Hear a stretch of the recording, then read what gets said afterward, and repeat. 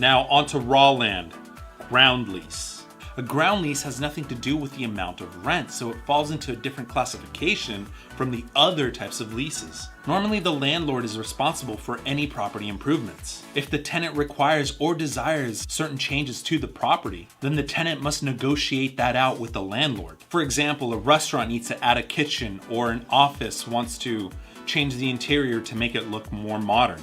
Things like that. Now, ground lease is designed to work very differently. It allows more construction or development to happen, which is why a ground lease is done to undeveloped land or raw land. You know, ground lease. The landlord gives the tenant the right to build on the land and improve on it. At the end of the lease, the property is returned back to the landlord along with all of the development.